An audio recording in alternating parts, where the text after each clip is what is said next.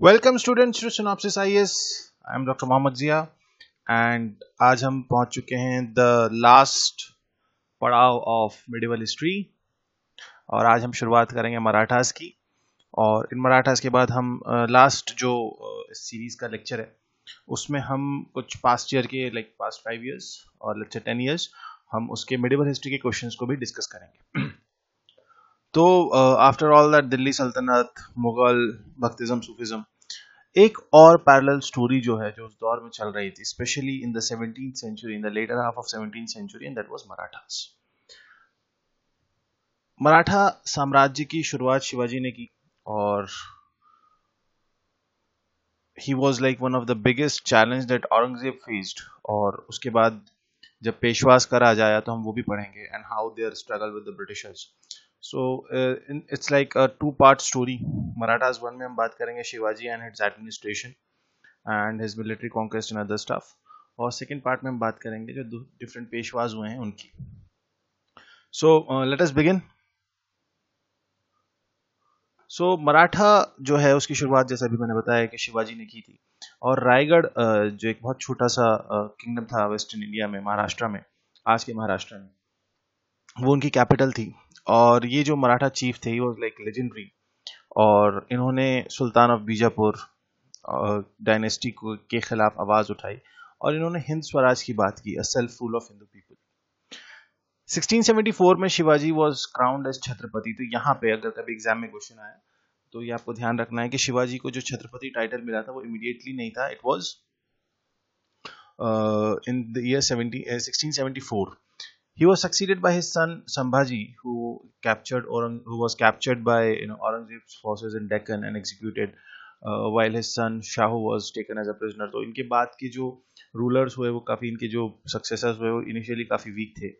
और 1707 में जब औरंगजेब की डेथ हुई उसके बाद बहादुर शाह फर्स्ट, जैसा हमने लेटर मुगल्स में पढ़ा था, उन्होंने मराठास को इनको शाहू को रिलीज किया। और उसके बाद आप देखेंगे कि पेशवा का रूल आएगा। The states of Satara and Kolhapur were now created and Shah created the first post of Senakarte. Senakarte means organizer of forces. और later और वहाँ पे बालाजी विश्वनाथ को अपॉइंट किया और वो he became पेशवा। तो ये एक बहुत ही समराइज्ड इंट्रोडक्शन है फ्रॉम शिवाजी टू पेशवा। अब आगे देखते हैं कि ये इसके इन बिटवीन यहाँ पे क्या हुआ, व्हाट वर द डिटेल्स। सबसे पहले हम बात करेंगे administration under Shivaji की। So the Maratha Empire under Shivaji extended to Maharashtra, Karnataka and Tamil Nadu. Basically जो डेक्कन वाला इलाका था, जो सदर्न पेनिनसुलर एरिया था, वहाँ पे इनका एक्सटेंड था। पूरे जो प्रोविंस है वो परगनाज में डिवाइडेड था और ये parganas were further divided into villages. The strength of the administration of Shivaji was that इन्होंने जागीरदारी सिस्टम को अबॉलिश किया। जागीर जो मिलती थी कि जो भी मिलिट्री कमांडर होता था या जो भी होता था उनको पहले क्या होता था, जागीर दे दी जाती थी और उस जागीर के बदले वो अपनी सर्विस देते थे स्टेट को। लेकिन उन्होंने कहा कि नहीं, आपको ये जागीर वागीर नहीं मिलेगी, आप जो है सैलरी लो और काम करो। उसके बाद इन्होंने जागीरदारी तो अबॉलिश की लेकिन टेम्पल्स और स्कूल्स को इन्होंने प्रॉपर लैंड ग्रांट्स दिए। और ये जो इसके पास जो जागीरदारी में जो हेरिडिटरी ऑक्यूपेशन था कि मतलब that jagirdari will run in the family, ये खत्म हुआ और it was not allowed. He also did not encourage the zamindari system. Here हम जब जमींदारी सिस्टम की बात करें तो अभी अंग्रेजों वाले जमींदारी सिस्टम की बात नहीं करेंगे, हम यहाँ पे जो मुगलों का जमींदारी सिस्टम हमने देखा हम उसकी बात करेंगे। आगे बढ़ते हैं। जो सबसे इंपॉर्टेंट कहना चाहिए एलिमेंट था शिवाजी के एडमिनिस्ट्रेशन का वो था अष्टप्रधान। जैसे हमने अकबर के वक्त में नवरत्न पढ़े, वो जो नवरत्न थे दे वर लाइक इंडिविजुअल पीपल, लेकिन यहाँ जो अष्टप्रधान है ये ऑफिसर्स हैं, दे आर द ऑफिशियल्स। और इनको कॉमनली मतलब they were like 8 very important officials और कंबाइंडली उन्हें कहा जाता है अष्टप्रधान। अब इसमें कौन कौन थे? पेशवा कौन था? Peshwa was the prime minister of the king. Amatya और Majumdar, he was the finance minister. Waknavis, home minister. दाबीर और सामंत, he looked after the work of the foreign department, the foreign minister. सचिव, तो he was like the official correspondence, basically secretaries जो करते हैं। पंडित Rao, he was a religious officer. सरे नौबत और सेनापति, he was the administrative of army affairs, you can consider him like chief of army staff. और न्यायाधीश नाम से जैसे क्लियर हो रहा है, he was a chief justice. ये आपको ध्यान रखना है, ये कई बार एग्जाम में इन वन वे और अदर आ सकता है. सो ये अष्टप्रधान जो थे, ये कहीं ना कहीं इनके एडमिनिस्ट्रेशन का सबसे क्रिटिकल और सबसे वैल्यूएबल एलिमेंट था शिवाजी के एडमिनिस्ट्रेशन का. फर्दर अगर बात करें तो जो मराठा एम्पायर था वो पांच बड़े उसमें डिवाइडेड था, 5 पार्ट्स में. It was a confederation. So the Peshwa was at Poona, the Gaekwads were ruling Baroda, Bhonsles were ruling Nagpur, Holkars were ruling Indore and Scindias were ruling Gwalior. तो ये it was like, now you can imagine the extent, like so it was like, let's say Gwalior is here, Indore is here, Baroda is somewhere here, Nagpur is somewhere here, and Pune is somewhere here. So these were the like 5 important places. और यहाँ पे एक बहुत ज़्यादा इनका impact था और ये इतना ज़्यादा लार्ज कॉन्फेडरेशन था.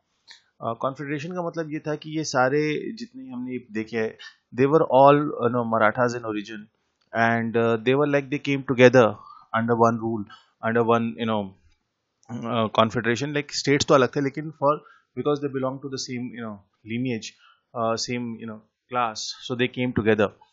और ये आगे चल के एक बहुत बड़ा एम्पायर में कन्वर्ट होगा. तो हम आगे देखेंगे कि किस तरीके से मराठा एम्पायर एक्सपैंड करेगा. जुडिशियल सिस्टम की बात करें, शिवाजी का जो जुडिशियल सिस्टम था, it was based on the ancient Hindu laws. And गांव के लेवल पे, क्योंकि हमने देखा pargana was divided into villages, तो गांव के लेवल पे जो भी डिस्प्यूट होते थे वो पंचायत सेटल डाउन करती थी. अब बात करते हैं, क्योंकि शिवाजी का military conquest is very important. Shivaji की जो रेगुलर आर्मी थी, it consisted for like 30,000 to 40,000 cavalry, and they were given fixed salaries. इनके पास नेवी भी थी, he set up his navy in 1659. और जो सबसे इंपॉर्टेंट मराठा एडमिरल थे वो थे Kanhoji Angre. he was there like from 1669 to 1729. Maratha navy को के एडमिरल थे. जो रेगुलर आर्मी थी उनको लाइक they were like, ये जो 30 to 40,000 कैवलरी मैन थे, they were like supervised by havaldars. And उनके जो कैवलरी थी, जो घुड़सवार थे, उनको दो उसमें कैटेगरीज में बांटा गया. Number 1 was Bargir, like they were equipped and paid by the state, and Siladars were maintained by the nobles. So एक कैवलरी की ट्रूप ग्रुप वो था जो कि स्टेट मेंटेन कर रहा था, उनको सैलरी भी मिलती थी, they were like quite equipped. और दूसरा जो नोबल्स थे, जो इम्पोर्टेंट नोबल्स थे कोर्ट के स्टेट के, वो उनको मेंटेन करते थे. और जो फुट सोल्जर्स थे या जो इन्फेंट्री था, उनको मावली कहा जाता था. और ये मावली जो है, they were like played a very critical role. So उनके पास कैवलरी भी थी और अच्छी इन्फेंट्री भी थी. लेकिन अगर आप रेवेन्यू सिस्टम की बात करेंगे तो ये जो 2 टैक्सेस है ना, चौथ और सरदेशमुखी, सबसे ज्यादा इंपॉर्टेंट है. यहाँ से क्वेश्चन आने की भी प्रोबेबिलिटी रहती है. चौथ और सरदेशमुखी क्या थे? चौथ was a tax levied by Shivaji on those regions which were alien to his kingdom. पहली चीज. 1/4 of the tax that was given by the people to the Deccan or the Mughal kingdom. तो उन्होंने कहा कि आप जो भी tax Mughals को देते हो या जो भी आप डेक्कन के जो हमने किंगडम्स पढ़े हैं उनको देते हो, उसका आप 1/4 हिस्सा हमें दे दो. एंड इसके बदले क्या मिलेगा? इसके बदले ये मिलेगा कि आप जो भी स्टेट, जो भी प्रोविंस या जो भी लोग हमें चौथ देंगे, जो भी हमें ये वाला रेवेन्यू का 1/4 हिस्सा देंगे, उनके ऊपर Marathas will not do the raid. Because if you will see the military conquest of this people of Shivaji, वो गोरिल्ला वॉर पे था. तो वो guerrilla war was like ambush करके वो अटैक करते थे, and that used to cause huge damage. So ये जो है, उन्होंने कहा कि आप जो भी मुगल्स को दे रहे हो या जो भी आप डेक्कन के, जो हमने 5 किंगडम्स पढ़े थे ना आफ्टर बहामनी किंगडम, जो ब्रेक डाउन हुआ, आदिल शाही, कुतुब शाही, बीजापुर, गोलकोंडा, सो उनसे अच्छा है आप उसका 1/4 हिस्सा हमें दे दो और हम जो है आपको प्रोटेक्शन भी देंगे और हम आपके ऊपर रेड भी नहीं करेंगे. एक और टैक्स था which was known as Sardeshmukhi. It was 1/10 of the standard land revenue imposed on the entire population of the villages. और बेसिकली ये था कि जो जहाँ कहीं भी जो भी छोटी बड़ी रियासत थी जो कि मराठा मतलब जो और उसके रूलर जो थे वो मराठा थे, तो उनसे कहा गया कि because for the to fight this alien territories and to fight this Mughals and everyone, आप मराठा है तो आप जो है अपने जो भी आपका है रेवेन्यू उसका एक 1/10 10वां हिस्सा आप हमें दीजिए, so that we can go for this development. So this was the this was like two types of taxes, chauth और सरदेशमुखी।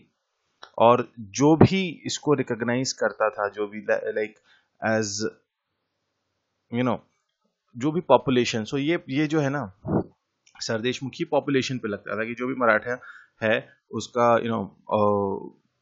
जो भी आपका टैक्स आता है उसका 1/10 आप कहाँ दोगे, जो भी आपका है वो मराठा किंग को दोगे, और that Maratha king will be there Sardeshmukh. Sardeshmukh means chief headman. और ये इन्होंने मतलब जो दूसरी टेरिटरी में जो उनकी टेरिटरी नहीं थी लेकिन वहां पे जो लोग मराठा थे उनसे उन्होंने लेना शुरू किया फॉर दी जो उन्होंने हिंद राष्ट्र की या जो उसकी बात की थी, उसके उस ड्रीम को रियलाइज करने के लिए उन्होंने ये वाला टैक्स लेना शुरू किया। आगे बढ़ते हैं। Military conquest of Shivaji. Shivaji's military conquest made him a legendary figure in the Maratha region. The Mughal Emperor Aurangzeb was, he was watching. Aurangzeb was watching the rise of Maratha power under Shivaji. उन्होंने जो Mughal governor था डेक्कन का शाइस्ता खान, उसे शिवाजी के खिलाफ भेजा. In that Shivaji, suffered huge defeat and he was, from the Mughal and he lost Pune. लेकिन उन्होंने वापस शाइस्ता खान पे एंड 1663 में दोबारा अटैक किया and he attacked military camp at Pune and killed his son and wounded him. Wounded who? This person, Shaista Khan. 1664 में Shivaji attacked Surat and the chief fort of the Mughals and plundered it. The second attempt was made by Aurangzeb to defeat by sending Raja Jaisingh of Amber. तो राजा जयसिंह जो थे अंबर के जो राजा थे उनको औरंगजेब ने भेजा और वो फोर्ट ऑफ पुरंदर को वहां पे शिवाजी के मतलब Shivaji was defeated and he besieged the fort of Purandar. और this led to the Treaty of Purandar 1665.